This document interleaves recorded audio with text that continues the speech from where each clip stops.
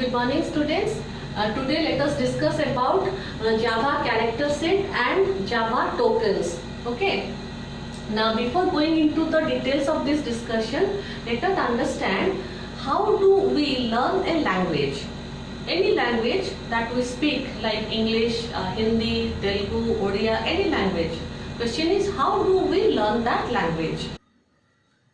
To learn the language, first we learn the different alphabets that are used in that language. Along with the alphabets or the akshar, we also learn the different matras or punctuations to be used in that language. Once we master the alphabets or akshar or the matras and the punctuations, then by using them we start learning the words. Once we know how to form words, then using those words we start writing statements and then the process continues.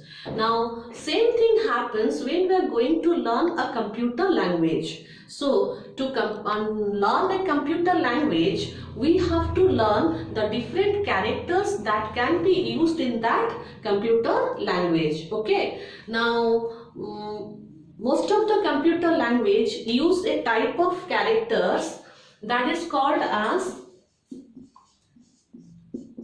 ASCII character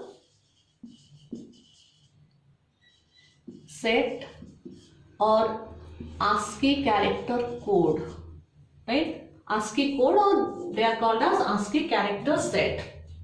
In total, there are 256 characters under ASCII character or ASCII. There are 256 ASCII code for 256 characters, which are used by mostly almost all the high level language. Now coming to Java, what is Java character set?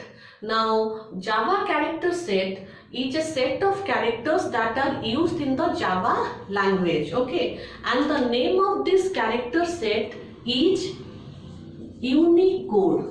So Java uses a character set. The name of that character set is Unicode, which stands for universal.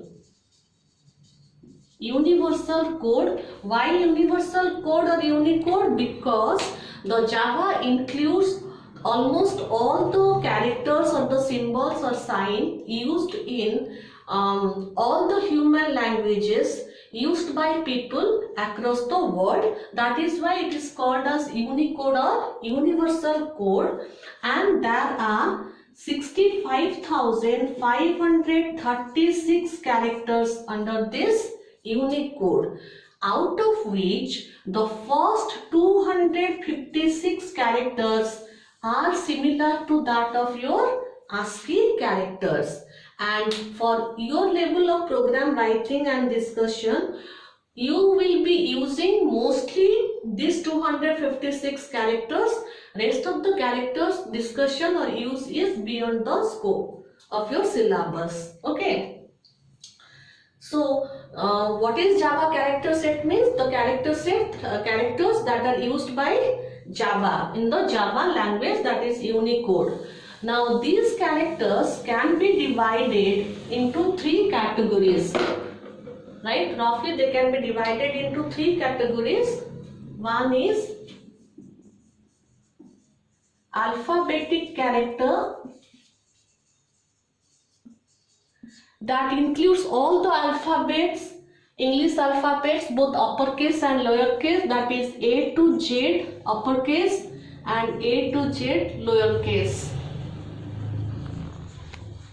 Okay, my writing is not that clear. Okay, first category is alphabetic characters that represents English alphabets A to Z both in uppercase and lowercase. Second is numeric characters,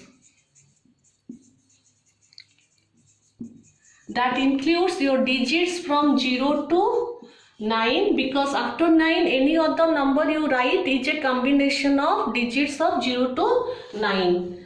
For example, I write 15, so I make a combination of digit 1 and 5, that becomes 15. Okay.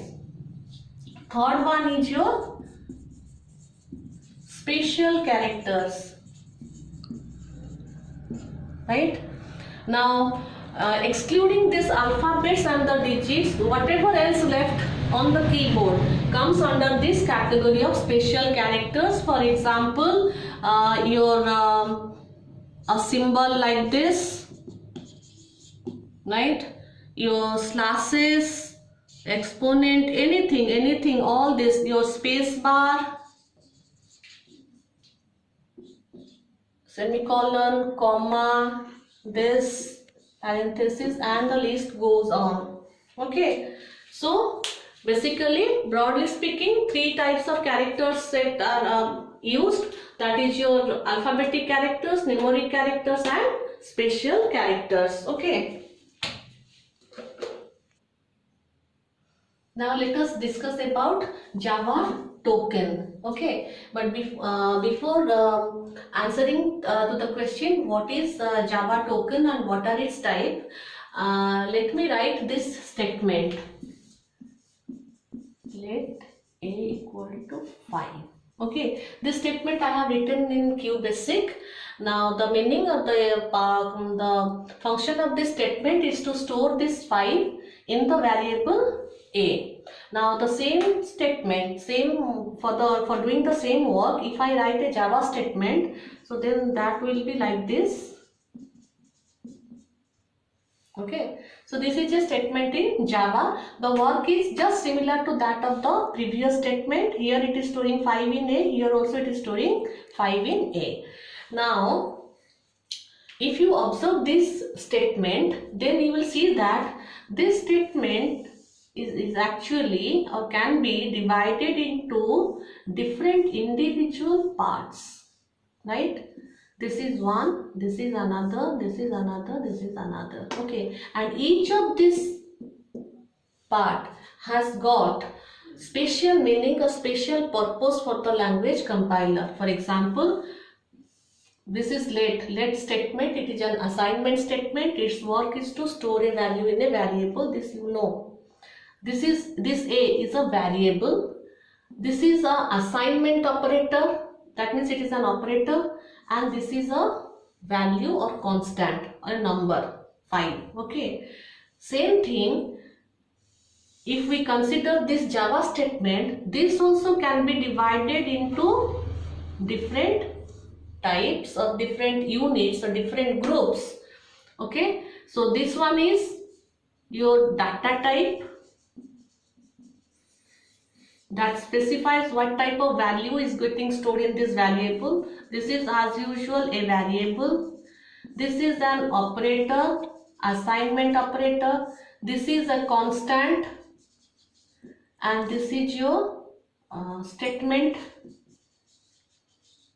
terminator. Basically it is a punctuation marks or separators that stands for the end of the statement. Okay, so the basic point of discussion is a particular program statement is made up of taking different units together coming forms the statement, and each unit of that statement is called as a token. I hope it is clear. The statement, a program statement, can be divided into individual parts or units, and each of them can be called as a token. So now coming back to Java token and what are its types. If the question is what is a Java token, then the answer is each individual part of a Java program statement is called as a token, and there are 5 types of tokens in Java. Okay, so let us understand what are they. There are 5 types of tokens. First one is keywords. Second one, literals or constants. Third, identifiers. Fourth, operators. And fifth,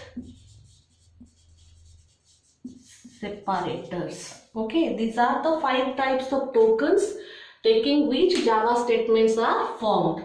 The first category, let us discuss them one after the other. The first one is keyword. Now, keywords are also known as reserved words, right? Keywords are also known as reserved words. Now, these words have separate or special meaning for the language compiler. They represent a particular type of task to be done. Okay, for example, in QBasic, if I write let, this is a statement. I can call it as a reserved words also. Now, this is the use of this is to store a value in a variable.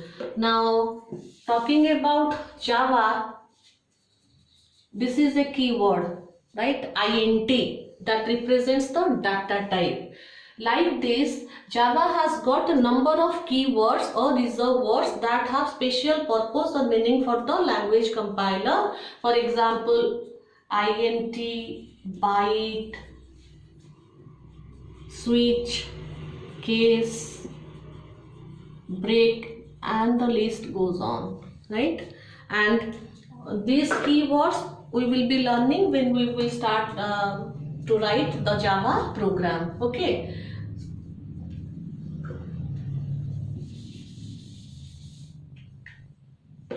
The next one that we are going to discuss is the literals, right? Literals. Now here we will be discussing what is a literal and what are its types. Okay. Now literals are also known as constants. Okay, literals are also known as constants. Now these are the data values that do not change during the program execution. So their meaning remains the same throughout the execution of the program. So these are also known as constants.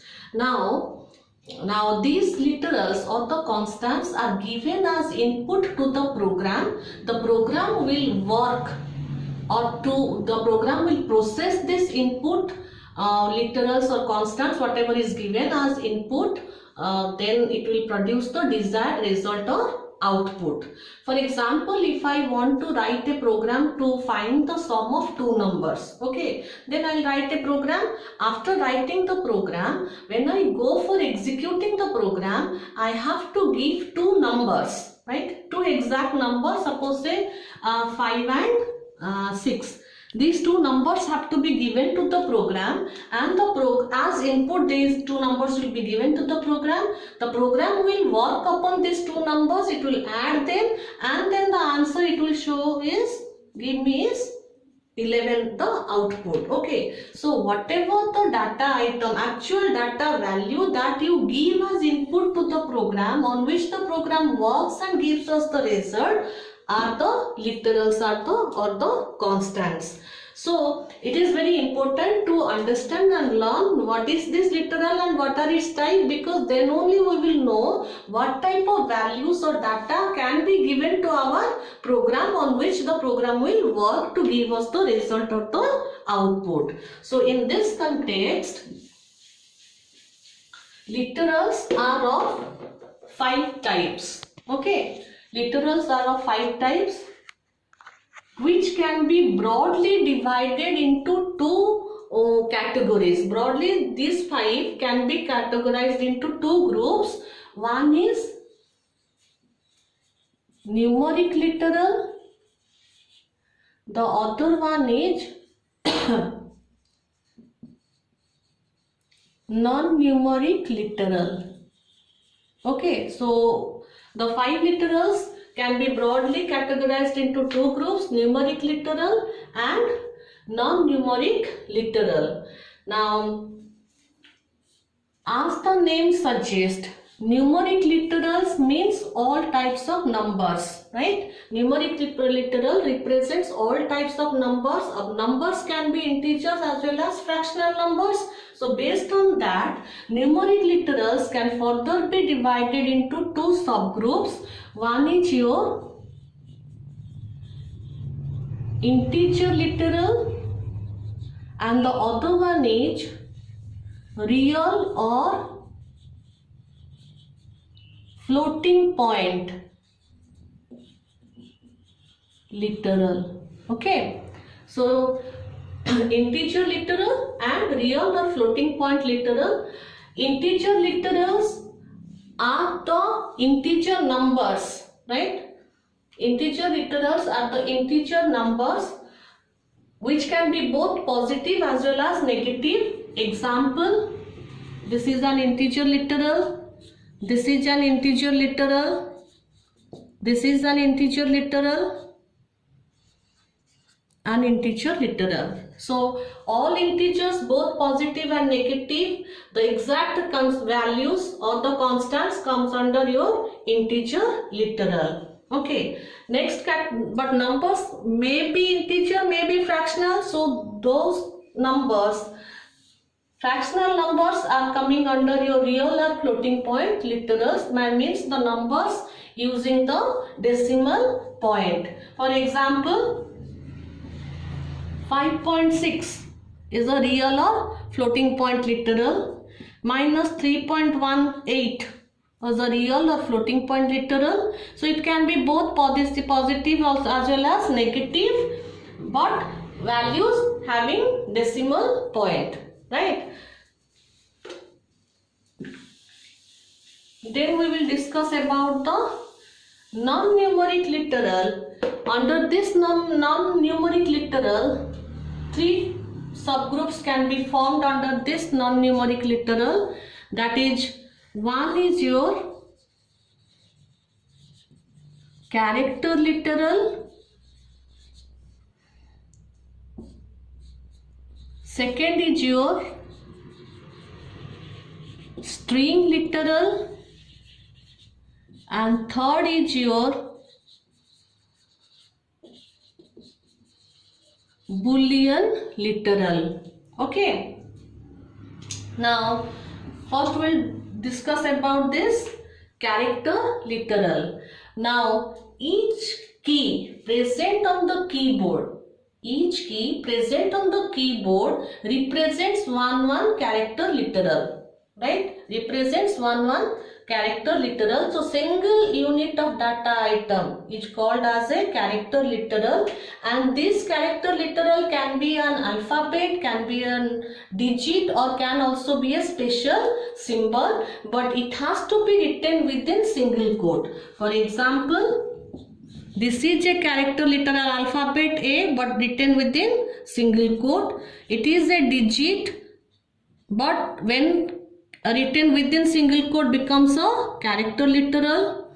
This is a operator, kept inside single quote becomes a character literal. So I repeat, each key present on the keyboard is a character literal. They have to be written within single quote, can be an alphabet, a digit, or a special symbol, but single one.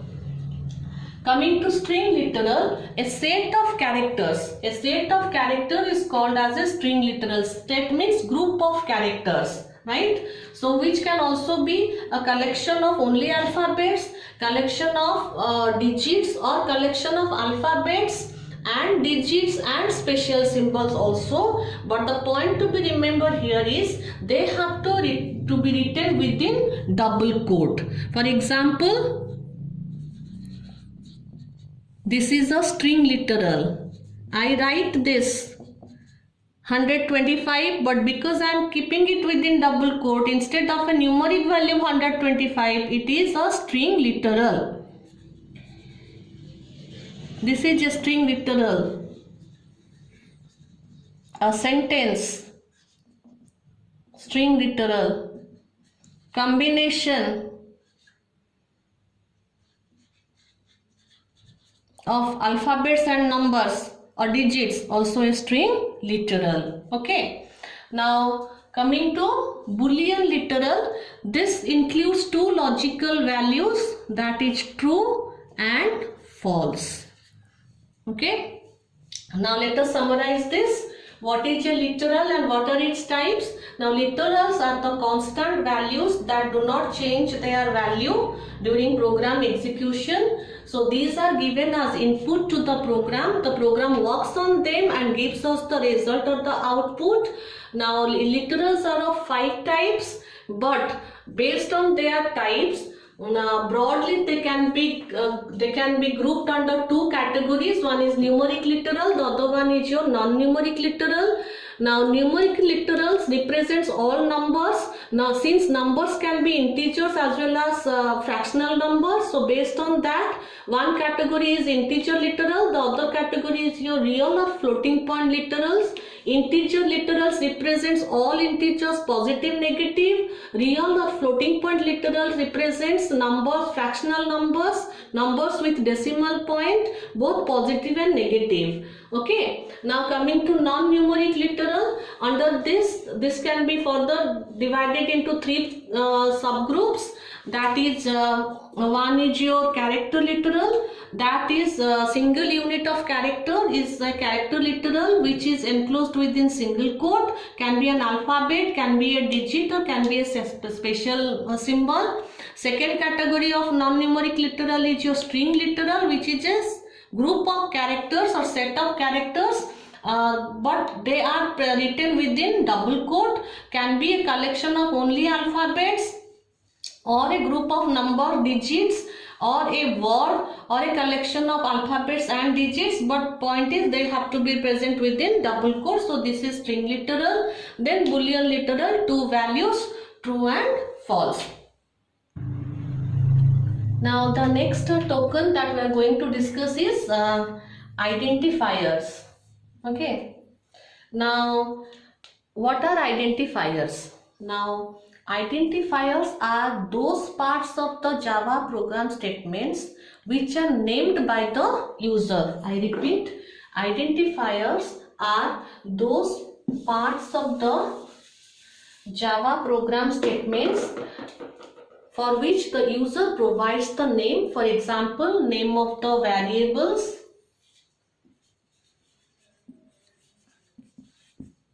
class, name of the class, and name of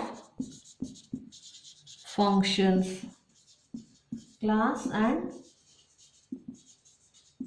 variables. So for your level of discussion, identifiers means mostly we will be referring to variable. Now then the next question is, what is a variable? As all of you know, a variable is a location in memory where a value or a constant is stored. It is a location or place in the memory for which a name is given. This is your identifier.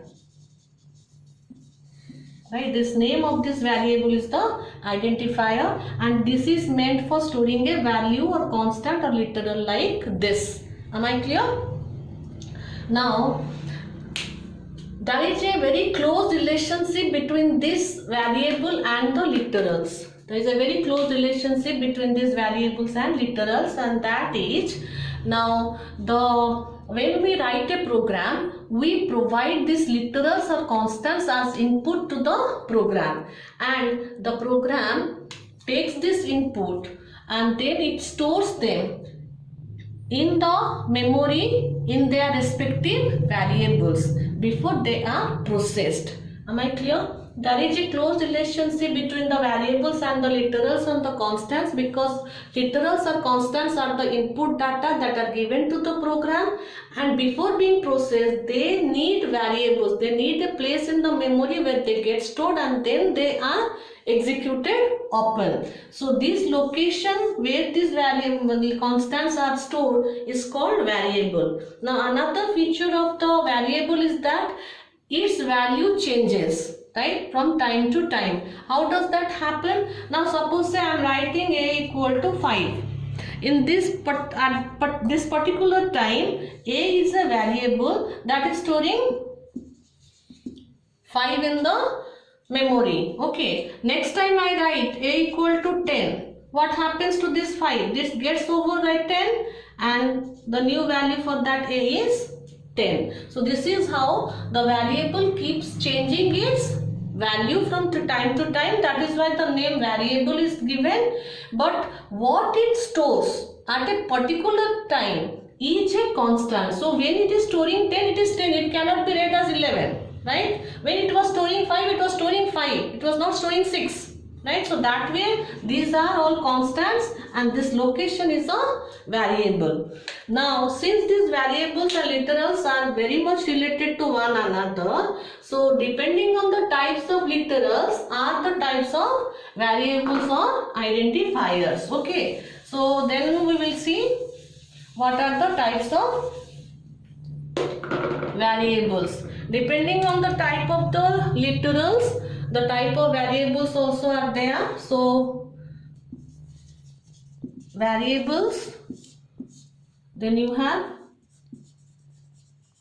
numeric variable and you have non-numeric variable. Right? Numeric variable and non-numeric variable. So numeric variable are made for storing all types of numbers, numeric literals or numeric constants, and non-numeric variables are meant for storing those literals or constants that are not numbers. Okay, since numeric variables are meant for storing numeric values or numbers, and numbers or numeric literals can be of different types like integer literal or real or floating point literals. So then according to that or based on that, numeric variable is also of two types. One is your integer variable or integer type. The other one is your real or floating type. Okay. Now, what is this integer variable or integer type? As the name suggests, these variables, right? These variables are meant for storing all types of integer literals or constants, both positive and negative. And what is this real or floating point type? These variables are meant for storing the fractional numbers, the fractional constants or literals, both of positive and negative. Okay. Now coming to non-numeric variables, they are meant for storing all those types of literals that are not numbers. Okay. So based on that, three types of literals are there under non-numeric. They are character, string and boolean. So also the variables, one is your character type, then string type and boolean type. Okay. So what is the job of this character type variable? It is used for storing the character constants. Okay. What is the purpose of this string type of variable? It is used to store a string literal or constant. And what is the purpose of this boolean type? It is to store a boolean constant, that is true or false. Okay. So identifiers can broadly or overall can be called as a variable, and variables, depending on the variables, are meant for storing literals or constants. Since the literals are of different types, so also the types of variables broadly it is of two types, numeric type and the non-numeric type. Under numeric type you have integer type and fractional type, and then under numeric non-numeric you have the another three, character, string and boolean. Then the next token that we are going to learn is your operator. Right? On this operator you will have another full chapter on that, but for the time being, now we will see what is an operator.